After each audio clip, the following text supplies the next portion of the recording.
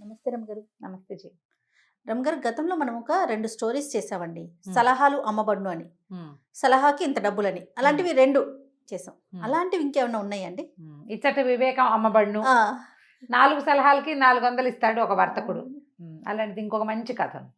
ఇది మాటల అంగడి, ఓకే. మాటల కొట్టు. మాటల కొట్టు.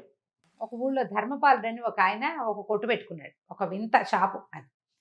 సలహాలు కాగితాల మీద రాసుంటాయి. ఎవరికి నచ్చిన సలహా వాళ్ళు కొనుక్కోవచ్చు. జీవితానికి సంబంధించిన సలహాలు. ఏదైనా అక్కడ నుంచి చదివి నాకు ఇవ్వద్దని వెళ్ళిపోకూడదు. సలహాకి ఇంతని ఇచ్చి కొనుక్కోవాలి. సరే, అందులో ఒక ఆయన ఒక ధనగుప్తుడని ఒక ఆయన వచ్చి సరదాగా చూద్దామని ఒక 3 సలహాలు కొనుక్కున్నాడు. 3 ఐడియాలు. మంచి ధనవంతుడు ఆయన. ఆ కొనుక్కున్న 3 సలహాలకి 300 ఇచ్చాడు. ఆ రోజుల్లో 100 అంటే చాలా ఎక్కువ.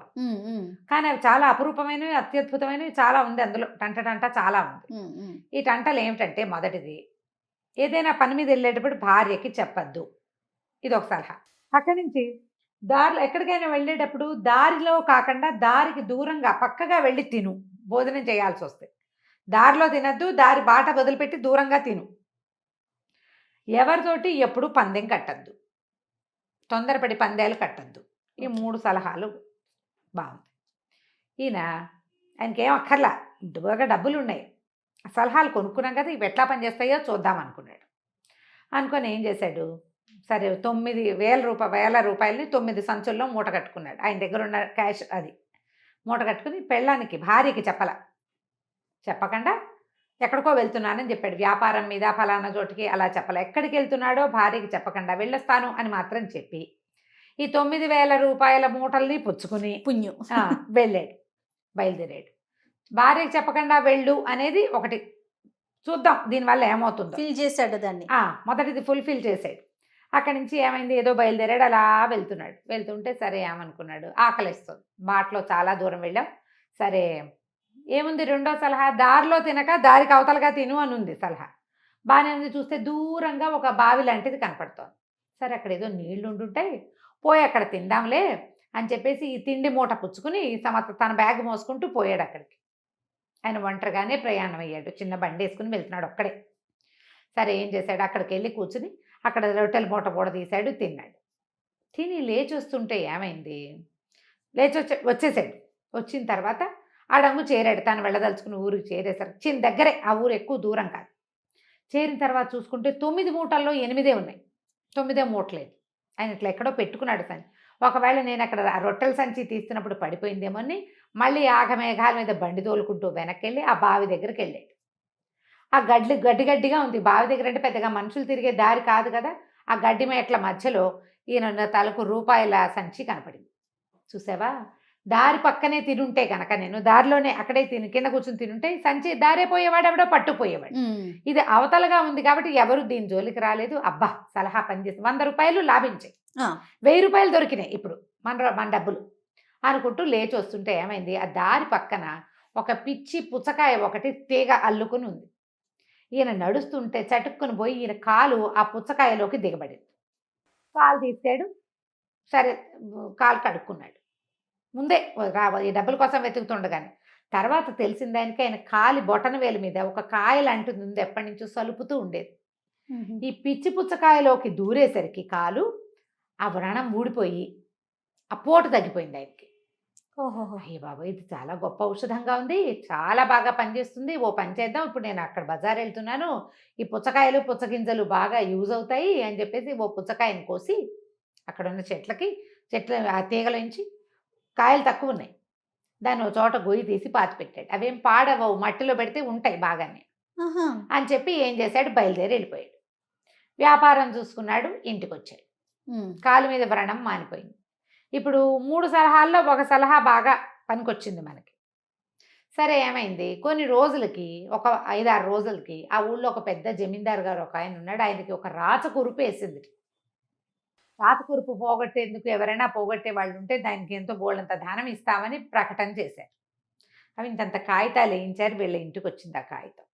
అది చూసేసరికి ఈయనకు ఉత్సాహం వచ్చింది. నా కాలు మీద పుండు మారిపోయింది చూసావు పిచ్చి పుచ్చకాయతోటి, కాబట్టి గుర్తొచ్చింది. ఆ పుచ్చకాయ వైద్యం చెయ్యాలి ఇక్కడ అని భావించి ఏం చేశాడు, మొదటి సలహా ఏమిటి, ఎక్కడికైనా వెళ్ళేటప్పుడు భార్యకి చెప్పకూడదు. ఆ! ఆ మాట మర్చిపోయాడు. మర్చిపోయి భార్యకి, ఏమే ఏమే మరి నా కాలు మీద కుండుతో మానిపోయింది చూసావా, ఆ పిచ్చి పుచ్చకాయ ఆ నూతి దగ్గర దాచిపెట్టాను ఒకదాన్ని, నేను పోయి అక్కడికి వెళ్ళి అది తీసుకొస్తాను, దాంతో ఇది మన జమీందారు గారి జబ్బు నయమైపోతుంది, హ్మ్. ఆ ధనం మనకే ఇస్తాడు, డబ్బులున్నాయి ఈయనకి, కానీ వైద్యం చేయించి పేరు గడించాలని భావించాడు. బాగుందా? సరే, భార్యకి చెప్పేశాడు. ఈయన పిచ్చి పుచ్చకాయ గురించి చెప్పాడు, కానీ వెంటనే ఆయన అక్కడికి వెళ్ళలేకపోయాడు. ఈ భార్య ఏం చేసింది, పక్కింటి ఆవిడ కాఫీ పొడికో పంచదారకో మైదా పిండికో అప్పుకొస్తే ఆవిడకి ఏం చెప్పిందంటే, మీ అన్నయ్య గారు ఇప్పుడే అక్కడెక్కడికో వెళ్ళారే, ఆయన ఒక పిచ్చి పుచ్చకాయ వల్ల ఆయనకి కాలు మీద వ్రణం తగ్గిపోయింది, ఆ దాంతోటే జమీందారు గారు జబ్బు కుదురుస్తారట, ఫలానా బావి దగ్గర ఆ చెట్టు ఉందిట, వెళ్ళారు అని చెప్పింది. ఇలాంటి సలహాలు మాటలు చెప్పి ఊరుకుంటారు. ఈవిడ పరిగెత్తుకుంటూ వెళ్ళి, ఏమయ్యో నీకు తెలుసా మన పక్కింటి ధనగుప్తుడు అక్కడికి వెళ్ళాడు, ఆయనేమో మరి రాజుగారి జబ్బు కుదురుస్తాట జమీందారు గారిది, ఆయనకి అది తగ్గిపోయిందంటే ఈయన వీళ్ళకున్న డబ్బులు కాకుండా ఆ డబ్బులు కూడా వచ్చి పడిపోతాయి వాళ్ళకి అన్నది. అనగానే ఇతను కూడా చకచకా లేచి బయలుదేరాడు. మనకు తెలిసింది పిచ్చి పుచ్చకాయ బావి దగ్గర ఉన్నది. ఇద్దరు, ఆయన బయలుదేరాడు, ఈయన బయలుదేరాడు. ఈయన ఈ విషయం ఆవిడ దగ్గర నుంచి తెలుసుకోవడానికి ఒక అరగంట వ్యవధి ఉందంతే. ఇద్దరు కలిసి ఒకే దారిన బయలుదేరారు. బయలుదేరాక బాటలో కలుసుకున్నారు. ఎక్కడికి.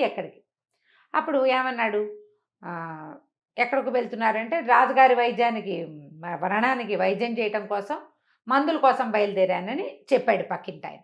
పుచ్చకాయ కోసం అని చెప్పాల. అదేలే. చెప్పబోయేసరికల్లా మన ధనవంతుడు ఉన్నాడుగా ఈ గుప్తుడు, ఈ గుప్తా గారు అన్నాడు చాలా జోరుగా, రాజుగారి జబ్బు దేంతోనేమవుతుందో నాకొక్కడికే తెలుసు అన్నాడు. నాకు తెలుసు అన్నాడు పక్కింటాయన.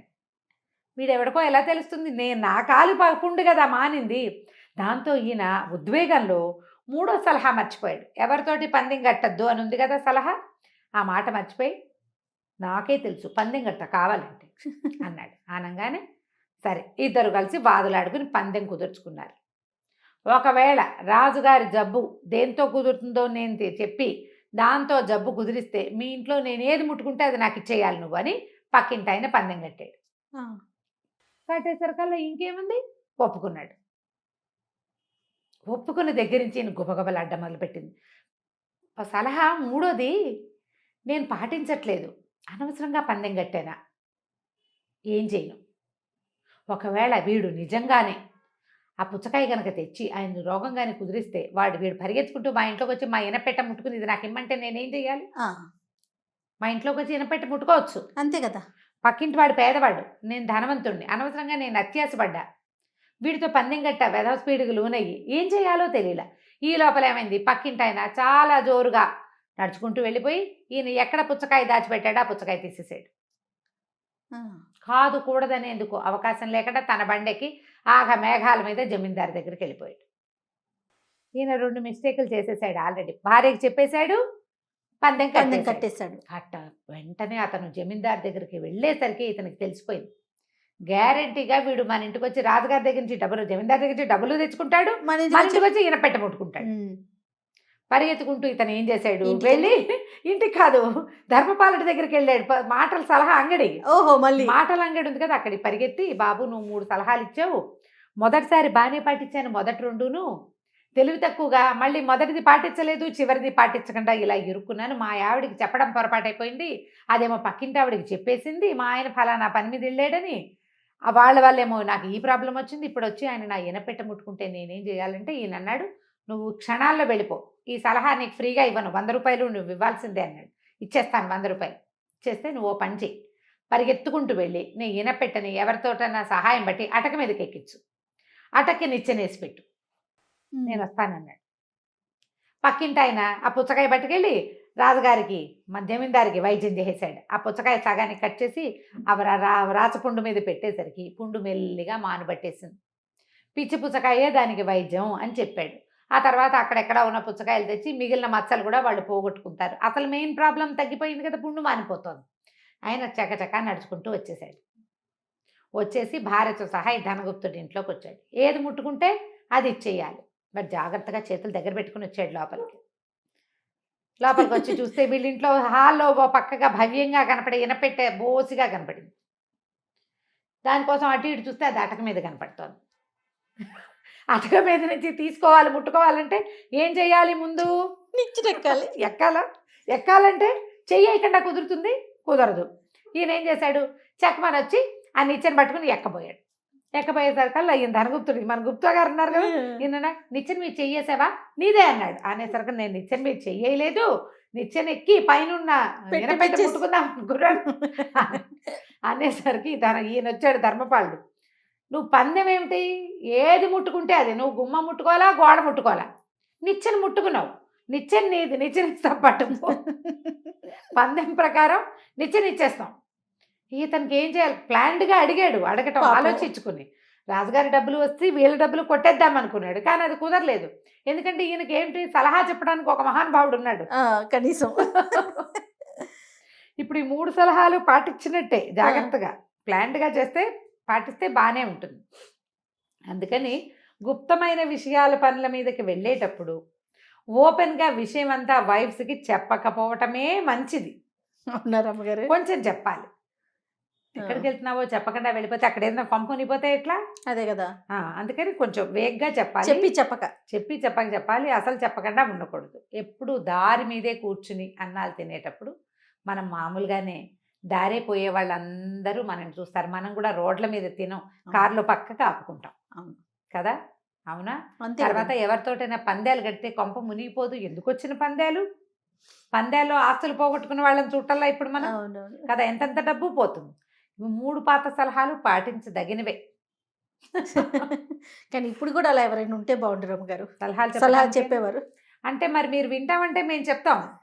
సలహాలు 100 కాదు, 1000 కావాలి. సలహాలు కావాలి, కానీ మాకు నచ్చినట్లుగా ఉండాలి ఆ సలహా. అది కదా సమస్య. అంతే కదా. ఇప్పుడు బ్రీఫ్గా ఒక 4 మంచి వాక్యం చెప్తాను జయ.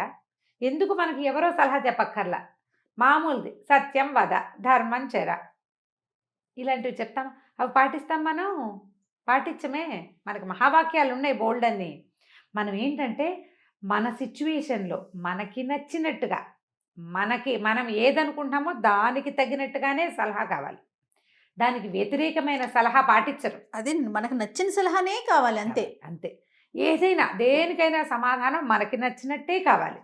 మనం వేసుకునే బట్టల్లాగానే ఉండాలి. మనమే మన చాయిస్ ప్రకారమే సలహాలు తీసుకుంటాం. ఇప్పుడు ఒక బిజినెస్ నేనే చేద్దాం అనుకున్నా, నువ్వు చెప్తావు నాకు, ఎందుకని రమ్మగారు ఏదో అవన్నీ చెప్తావేంటి ఇప్పుడు? అలాంటి బిజినెస్లు ఎందుకు రమ్మగారు అంటే జేకి నా మీద కుళ్ళు అనిపిస్తుందా? అంతే. పైగా మనం చేయదలుచుకున్న బిజినెస్ని సమర్థించే వాళ్ళే మనకి నచ్చుతారు. అంతే.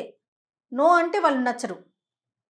ఇది మంచిది కాదు అని చెప్పేవాళ్ళు, వాళ్ళు వద్దన్నారని, వాళ్ళు మానేసామని గింజుకుంటూనే ఉంటాం మన జీవితాంతం. బట్టల వ్యాపారం పెట్టుకుంటేనే బాగుండేది, వాళ్ళంతా వద్దన్నారు, దొంగ మొహాలు, నేను పైకి రావటం వాళ్ళకి ఇష్టం లేదు, బాగుపడ్డం ఇష్టం లేక అలా అన్నారు. అలాంటి రకరకాల మాటలు చెప్పుకోండి. కాబట్టి ఇలాంటి మాటల అంగడ్లు ఈ రోజుల్లో కూడా ఉంటాయమ్మా. కొంచెం జాగ్రత్తగా వెతికి కొన్ని సలహాలు కొనుక్కుని ఆ సలహాల ప్రకారం జీవితాన్ని ముందుకు తీసుకెళ్ళడానికి ట్రై చేయండి. డెఫినెట్గా. తప్పకుండా. నమస్తే రమ్మగారు. నమస్తే జయ.